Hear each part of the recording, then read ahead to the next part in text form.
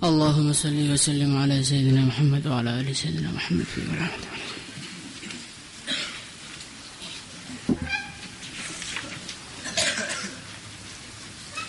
Bab tahrimil hasad.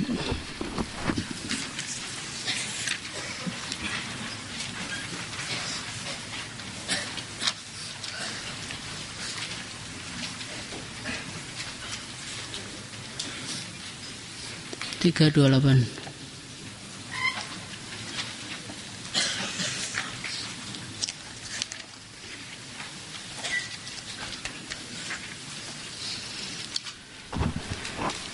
Bismillahirrahmanirrahim. Allahumma salli wa sallim ala Sayyidina Muhammad wa ala ali Sayyidina Muhammad fi kulli lamhati wa nafasin bi'adadi kulli ma'lumin lak. Bab tahrimil hasadi. Bab menerangkan mengenai keharamannya hasad. Wahuwa hasad itu tamanni zawalin ni'mati, berharap hilangnya nikmat, an sahibiha, dari pemilik nikmat tersebut. Sawa'un kanat, baik adanya nikmat tersebut, ni'matadinin berupa nikmat agama, atau dunyan, atau nikmat dunia. Qala Allah Ta'ala am yahsuduna an-nasa ala ma atahumullahu min fadlih. Am yahsuduna, apakah mereka semua iri, dengki, an-nasa, kepada manusia,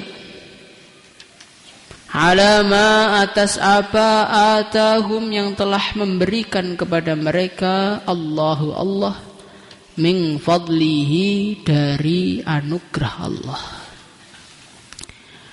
Wa fihi, dan di dalam tahrimul hasad, haditsu Anasin, hadisnya Sayyidina Anas, as-sabiqu, yang telah dulu, fil babi, di dalam bab, qablahu, sebelumnya. Wa an Abi Hurairah radhiyallahu anhu anna an-nabiy sallallahu alaihi wasallam qala iyyakum, jauhilah kalian, wal hasada, iri dengki.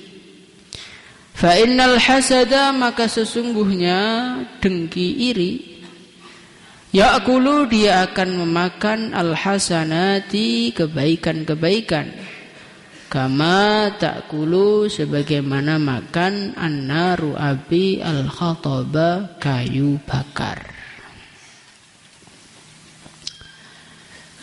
Jadi Rasulullah sallallahu alaihi wasallam ini menegaskan kepada kita, iyyakum wal hasada, jauhilah oleh kalian al hasada, sifat hasad. Apakah sifat hasad itu? Sifat hasad itu adalah suatu sifat yang sangat-sangat membahayakan. Sangat-sangat membahayakan, sangat-sangat merugikan, dan sangat-sangat menyakitkan. Apakah hasad itu? Wa huwa tamanni zawalin ni'mati an sahibiha, suatu harapan, angan-angan, keinginan di dalam hati mengenai hilangnya nikmat yang dimiliki oleh seseorang. Ada orang punya mobil, maka kamu pengen kapan mobil itu nabrak, kapan mobil itu dicuri oleh orang. Itu tamanni zawalin ni'mah. Ada orang oleh Allah SWT diberi ilmu, kemudian kita iri kepada dia, dan kita berharap-harap kapan dia gegar otak, sehingga hafalannya hilang, Qur'annya hilang. Kapan orang ahli ilmu itu keburukannya tampak, sehingga enggak ada orang yang menghormati dia lagi. Itulah namanya hasad. Satu penyakit yang betul-betul membahayakan, satu penyakit yang dikatakan oleh Rasulullah sallallahu alaihi wasallam, beliau bersabda, fa innal hasada ya'kulul hasanat. Hasad itu akan memakan kebaikan-kebaikan. Habis semua kebaikan kita gara-gara hasad. Kama ta'kulun narul hatab, sebagaimana api memakan kayu bakar. Api itu ketika memakan kayu bakar, perlahan, tahu-tahu hutan kayu habis semua gara-gara api. Maka kita usaha menjauhi sifat hasad ini, insyaallah ya. Dan bagaimana biar kita ini terhindar dari hasad? Supaya kita ini terhindar dari hasad, yang pertama kali adalah kita mengetahui penyebab-penyebab hasad itu. Al-Imam Al-Ghazali rahimahullahu ta'ala di dalam kitab Ihya, beliau menjelaskan mengenai asbabul hasad. Penyebab-penyebab seorang itu bisa iri, bisa berharap hilangnya kenikmatan dari orang lain. Apa penyebabnya? Yang pertama, al-adawatu wal-baghdha. Hasad itu timbul dari permusuhan, kemarahan kepada seseorang. Dari kemarahan itu timbul dendam, dari dendam timbul iri. Jadi ketika seorang manusia itu dilukai oleh orang lain, maka dia mesti akan marah. Dia mesti akan gak terima. Ketika rasa gak terima itu ada, maka muncul dendam. Muncul ingin rasa membalas dan menghancurkan. Ketika dendam itu muncul, maka kita sangat ingin dia tidak nyaman hidup di dunia, dia tidak pernah enak. Kalau dia enak, hati kita sakit. Jadi penyebab utama itu adalah adawah, permusuhan dan kemarahan. Maka kalau kita ini pengen tidak menjadi orang yang hasad, ya kuncinya hilangkanlah rasa marah kepada saudara muslim kita. Hilangkanlah rasa permusuhan di dalam hati kita. Innamal mu'minuna ikhwah fa aslihu baina akhawaykum.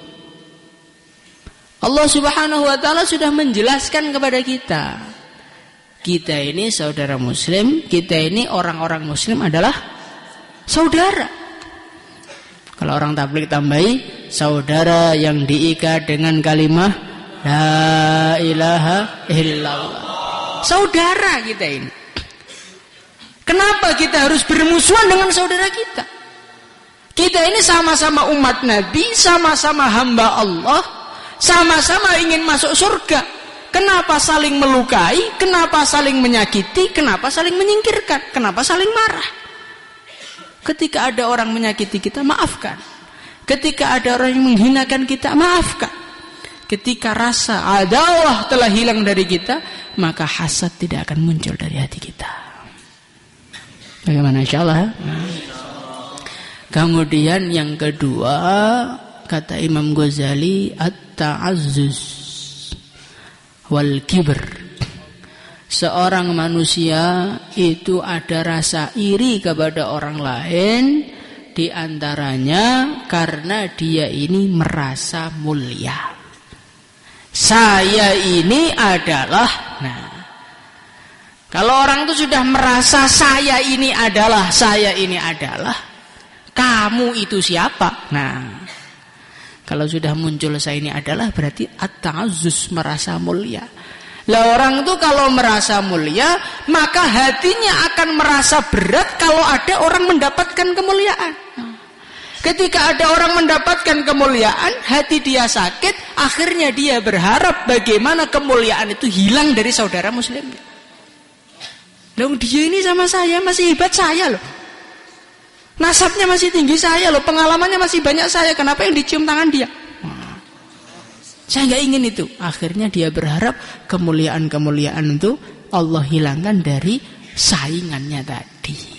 At-ta'azzus wal kibr, merasa mulia dan merasa hebat. Maka obatnya bagaimana? Obatnya adalah tawadhu. Orang itu kalau dalam hati dia merasa rendah, saya ini adalah manusia yang paling jelek di dunia, manusia yang paling banyak maksiat kepada Allah, nggak ada baiknya belas saya, sehingga umpama Allah tidak memberikan apapun kepada saya, duit nggak dikasih, istri nggak dikasih, kemuliaan nggak dikasih, ya memang sepantasnya. Saya ini ahli maksiat, saya ini orang buruk. Ketika orang tuh rasa seperti ini, dia bisa iri apa enggak? Orang itu iri itu karena saya ini sebetulnya pantas, lebih pantas. Saya ini mulia, saya ini. Nah, ketika saya ini itu repot. Maka orang itu hidup di dunia belajar tawadhu, insyaallah ya. Jangan sampai ada seorang manusia pun di dunia yang kita merasa kita lebih baik dari dia. Rasa kita lebih baik itu nanti akan menjadikan orang yang menurut kita lebih buruk tadi mendapatkan nikmat kita iri. Mamanya kita ini kelas daurah, tahassus. Kemudian kita ini merasa hebat. Kemudian ada anak daurah yang ngajinya, suaranya, kecerdasannya dielu-elukan orang-orang sekitar aja. Maka kita akan sakit hati. Yang lebih harus kamu muliakan itu saya, anak tahassus. Daurah ya apa tuh? Bayi ndak ingin sore. Nah ini.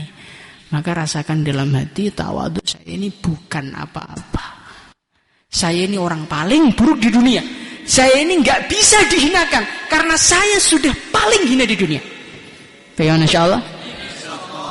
Al-Imam Al-Ghazali beliau mengatakan kalau ada seorang dia ini merasa lebih baik dari orang kafir pun, itu dia dihitung sombong. Loh kok bisa Pak? Iya, karena selagi kita masih hidup dan orang kafir masih hidup, maka ada dua kemungkinan. Apa kemungkinannya? Kemungkinan orang kafir itu masuk Islam, akhirnya imannya lebih tinggi daripada kita. Dan na'udzubillah, mungkin kita yang berubah menjadi orang kafir akhirnya menjadi ahli neraka selama-lamanya. Jadi sampai kepada orang kafir pun kita nggak boleh sombong. Karena kesombongan ini adalah bibit dari kedengkian dan iri dalam kehidupan kita. Kemudian di antara sebabnya khaufu fawatil maqasid. Seorang manusia ini timbul rasa iri di dalam hatinya, rasa dengki, sehingga dia berharap kenikmatan orang lain hilang dari diri dia. Ketika kita ini takut kehilangan apa yang kita inginkan. Contoh, ada satu kedudukan di Indonesia namanya kedudukan sebagai presiden namanya. Dengan presiden kan yang daftar nggak banyak, yang daftar kan banyak, nggak satu orang. Lah karena kekhawatiran kita tidak menjadi presiden, maka kita akan merendahkan, menjelekkan orang yang menjadi lawan kita. Kita ingin menjadi satu-satunya ulama yang ada di kampung kita, sedangkan yang mondok di Temboro banyak. Nah karena khawatir yang jadi ulama orang lain, maka orang lain kita babat dulu, kita bunuh karakternya, kita rendahkan, kita ingin semua kenikmatan dia hilang, biar yang jadi ulama hanya kita. Nah, ini khaufu fawatil maqasid. Atau kita ini mengimpikan seseorang wanita, oh itu pokoknya akan saya lamar. Ternyata yang lamar itu banyak, saingannya semua anak tahassus. Maka bagaimana caranya biar saya nggak kehilangan orang yang saya cintai? Gampang. Maka kita harus iri, kita sebar keburukannya orang-orang yang akan jadi calon-calonnya itu, sehingga akhirnya satu-satunya pilihan hanya kita. Itulah penyebab orang itu menjadi orang-orang yang iri. Maka obatnya adalah rasakan semua itu sudah ada bagiannya masing-masing. Wala tatamannaw ma faddalallahu bihi ba'dakum ala ba'd. Jangan kalian semua itu berharap apa yang Allah berikan kepada orang lain. Semua ini sudah ada bagian. Apa yang kita tuju, apa yang kita idamkan, kalau memang itu rizki kita, nggak usah hasad, nggak usah iri, nggak usah membuka keburukan orang lain, ya tetap akan Allah berikan kepada kita. Nah, kalau tidak, walaupun kita ini usaha bagaimanapun, ya tetap milik orang lain. Apa yang sudah menjadi takdirnya orang lain tidak akan pernah menjadi takdir kita. Apa yang akan menjadi takdir kita enggak akan pernah jadi takdirnya orang lain. Ma asabaka lam yakun liyukhti'ak wa ma akhta'aka lam yakun liyusibak. Sesuatu yang oleh Allah ditakdirkan untuk orang lain tidak akan bisa mengenai kita. Maka zaman Nabi Musa ini dalam cerita Israiliyat ada orang dikasih tahu seperti itu. Enggak percaya Nabi Musa. Ini jagung ini rezekinya siapa ini? Maka Nabi Musa mengatakan, oh ini rezekinya ayam. Rezekinya ayam? Enggak, rezeki saya ini. Nyatanya di tangan saya kok. Maka dia langsung lempar ke mulutnya. Ternyata salah masuk ke dalam hidungnya. Maka dia kesakitan, enggak karu-karuan, bawa ke sana, bawa ke sini, bawa ke sana, bawa ke sini, bawa ke dokter. Tiba-tiba dia bersin, maka tiba-tiba ada ayam lewat makan jagungnya. Jadi orang itu kalau bukan rezekinya, walaupun sudah di depan mata, walaupun sudah dalam genggamannya, ya tiba-tiba diambil orang. Ya bukan rezekinya kok. Tempe kalau bukan rezeki kita, walaupun kita sembunyikan, walaupun sudah kita taruh lengsernya kita sembunyikan di bawah lemari, pulang-pulang ngaji sudah diambil orang. Kadang-kadang dengan santri seperti itu. Saya ini nasinya ngambil duluan, lauknya ngambil banyak. Simpan lemari, balik-balik ternyata sudah ada yang menghabiskan. Bukan rezekinya kok. Tapi kalau rezekinya, walaupun kita ini datangnya paling belakang sekali, walaupun kita ini nggak nyiapkan lengser, ya Allah bisa aja menggerakkan manusia untuk memberikan makan kepada kita. Maka kita ini nggak usah takut bagian kita nggak dapat. Kalau memang takdirnya bagian kita, ya Allah akan berikan. Sehingga nggak perlu kita ini iri sana iri situ. Insyaallah ya. Kemudian Al-Imam Al-Ghazali beliau menjelaskan obatnya orang itu hasad. Yang pertama kali rasakan dan fahami bahwasannya orang itu kalau hasad, kalau diperjelas, arti dari hasad adalah protes kamu kepada pembagian Allah.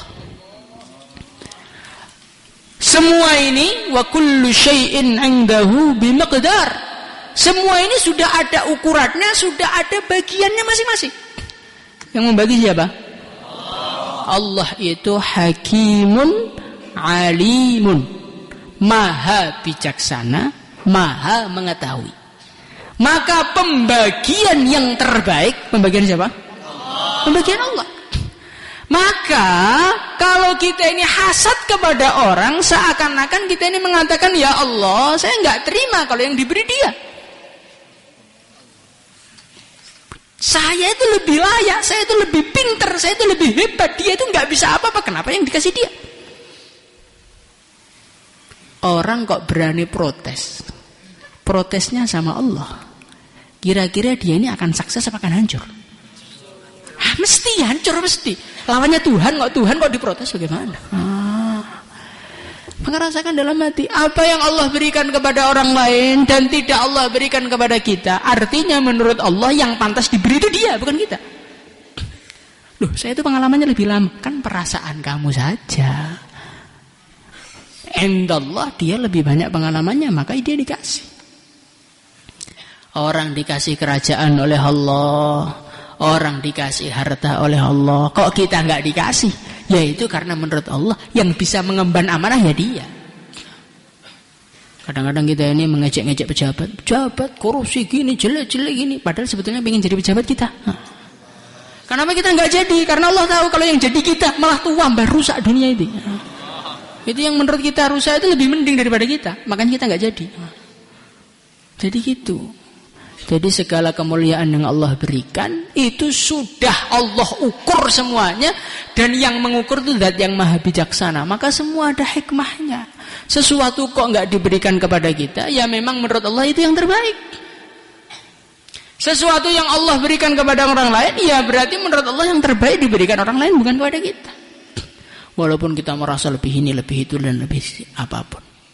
Rasakan dalam hati, kalau kita ini hasad, berarti kita ini protes kepada Allah. Resikonya sengsara dunia akhirat.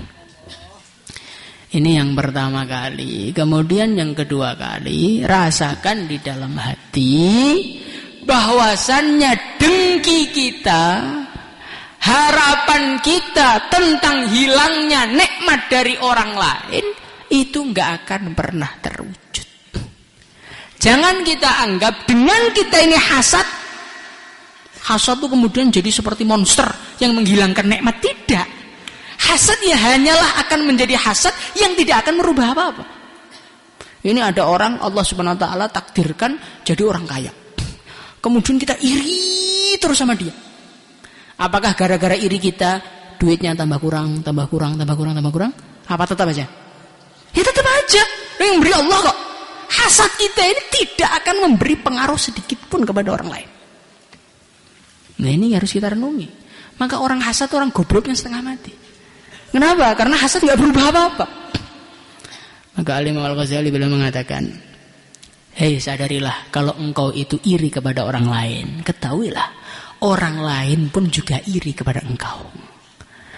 Orang lain juga berharap nikmat-nikmat yang engkau miliki itu hilang juga.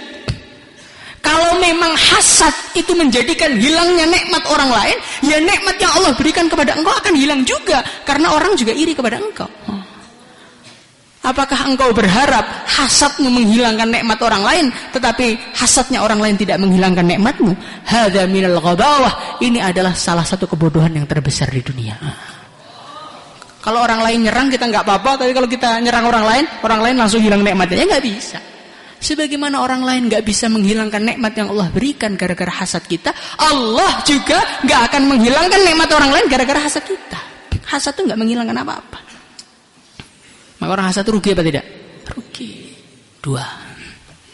Kemudian yang ketiga, tambah lagi ini lebih menyakitkan lagi. Orang itu kalau hasad, ya kan? Orang itu kalau hasad, maka dia tidak pernah nikmat hidup di dunia. Punya tetangga kaya, setiap tetangganya ganti mobil sakit hati, setiap tetangganya makan enak sakit hati, setiap tetangganya senyum sakit hati. Akhirnya apa? Udziba qabla al-akhirah. Dia sudah tersiksa di dunia sebelum akhirat. Makanya sakit yang tak berdarah itu adalah hasad. Bukan ditinggal nikah, bukan. Sakit yang tak berdarah itu adalah sakitnya seseorang yang iri dan dengki. Orang lain dia makan sate yang enak sana, yang luka kamu. Padahal kita dipukul enggak, digebuki juga enggak, diece juga tidak, sudah sakit polai dewi. Maka kita ini adalah suatu makhluk yang sangat-sangat bodoh kalau hasad. Allah kasih motor kita naik motor enggak nyaman karena kita iri dengan tetangga kita yang naik mobil. Kita bisa ngaji, kita enggak syukur teman kita yang lebih pintar, kita iri kepada dia. Akhirnya semua yang Allah berikan kepada kita enggak ada rasanya semua. Makan enggak enak, tidur enggak enak. Setiap dengar berita kemuliaan langsung sakit perut, langsung sakit hati. Walah lele, belum ke neraka kok sudah serasa neraka. Enggak enak.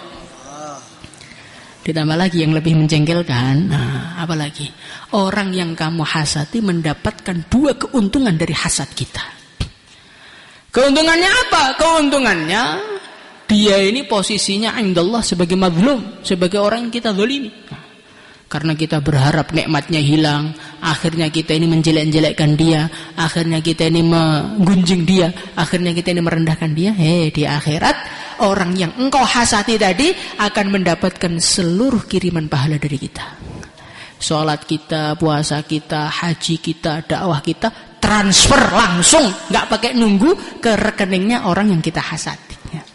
Di dunia dia sudah mendapatkan nikmat, di akhirat mendapatkan hadiah dari kita. Coba bagaimana sengsaranya orang hasad itu. Ditambah lagi kan, fitrahnya manusia. Fitrahnya manusia. Manusia itu punya mobil. Manusia punya rumah yang besar. Manusia punya istri yang cantik. Manusia punya tanah yang luas. Apa tujuannya? Di antaranya biar orang-orang yang gak senang kepada dia semakin sakit hatinya, ya kan? Maka kalau kita hasad kepada mereka, artinya apa yang mereka inginkan betul-betul terwujud. Cita-cita saya itu biar kamu sakit, alhamdulillah, berarti maksud saya tercapai. Gimana coba? Jadi orang hasad itu betul-betul sengsara. Masya Allah, sudah nentang Allah, hatinya sakit, hasadnya nggak merubah apa-apa. Ditambah lagi yang dihasati betul-betul mendapatkan manfaat dunia akhirat. Ditambah lagi yang terakhir, orang itu kalau hasad, maka dia ini tidak akan bisa mendapatkan manfaat dari orang lain. Ulama dihasati, maka kita nggak akan mau duduk di majelisnya ulama itu. Setiap ulama itu ngaji, ditutup telinganya. Setiap ulama itu ngaji, kita pergi. Ya, kita nggak akan pernah dapat kebaikan dari ulama itu. Lah orang tuh kalau sudah tidak cinta kepada ulama, maka dia nanti susah masuk surga. Maka ini kita renungi. Kalau kita ini hasad, kita nggak akan pernah dapat kebaikan. Kita akan tertutup dari kebaikan. Ketika kita tertutup dari kebaikan, ya saldo kita amal dikit. Sudah saldonya dikit diberikan orang lain, yang sudah ada dikatakan dalam hadis ya'kulul hasanat, kebaikannya habis semua. Sengsara dunia akhirat, di dunia menjadi pelaksananya iblis. Iblis itu kan dia nentang sama Allah Subhanahu wa taala gara-gara hasad kepada Nabi Adam. Khawatir kedudukan dia di antara malaikat disaingi oleh Nabi Adam. Akhirnya di neraka selama-lamanya. Nah kalau kita ini hasad, itulah yang dicita-citakan iblis dari anak Adam, biar mereka saling iri, akhirnya mereka saling tidak mendapatkan kebaikan, akhirnya saldonya habis, akhirnya masuk neraka. Nanti sampai neraka, iblis mengatakan, inni bari'um minkum, aku cuci tangan kepada kalian. Nah, maka bagaimana sifat ini kita hilangkan? Kita yang tawadhu, kita yang bersaudara, dan kita hinakan diri kita, dan kita yakini semua itu sudah ada bagian masing-masing. InsyaAllah ya. Kalau ada orang mendapatkan kenikmatan, ya doa kepada Allah. Allah itu maha kaya. Untuk memuliakan kita itu Allah nggak kehabisan cara. Ada orang dimuliakan gara-gara kealimannya, nanti ada orang dimuliakan gara-gara zikirnya, nanti ada orang dimuliakan gara-gara dakwahnya, ada orang dimuliakan gara-gara khidmatnya, ada orang dimuliakan gara-gara akhlaknya, ada orang dimuliakan gara-garanya itu banyak. Maka kalau ada orang dimuliakan, nggak usah iri, minta aja sama Allah. Was'alullaha min fadli. Allah itu maha kaya. Dikatakan dalam hadis, andai kata semua manusia, semua jin mulai zaman Nabi Adam sampai sekarang minta semua kepada Allah, kemudian Allah memberikan semuanya, tidak mengurangi sedikit pun dari kekayaan Allah. Kenapa kita ini menghabiskan tenaga dengan iri, padahal Allah itu maha kaya dan bisa memberi kita apa semuanya. Maka sekarang tuh banyak doa saja, fokus doa kepada Allah, insyaallah. Kemudian kalau kita ini dihasati oleh orang, you juga jangan marah. Iyahsuduni fa inni ghairu laimihim qabli minan nasi ahlil fadli qad husidu. Seorang penyair, beliau mengatakan, kalau saya itu diiriin oleh orang lain, maka saya nggak akan mencaci mereka kok. Kenapa? Qabli minan nasi ahlil fadli qad husidu. Zaman dulu itu saya lihat dalam sejarah, yang dihasadi, yang diiriin sama orang-orang lain itu hanya orang-orang mulia saja kok. Kalau ada orang iri sama saya, oh berarti indikasi saya ini insya Allah orang mulia. Jadi nggak usah ganti balas, nggak usah ganti nyaci, nggak usah ganti marah-marah, doakan, jadi nggak usah. Itu malah indikasi bahwasanya kita ini orang mulia. Kalau kita ini orang biasa, duit nggak punya, kemuliaan nggak punya, mana ada orang menghasad sama kita? Maka kalau ada orang mulai hasad, itu artinya kita mulai ditampakkan kemuliaannya oleh Allah, kita malah harus bersyukur. Insyaallah ya. Salatullah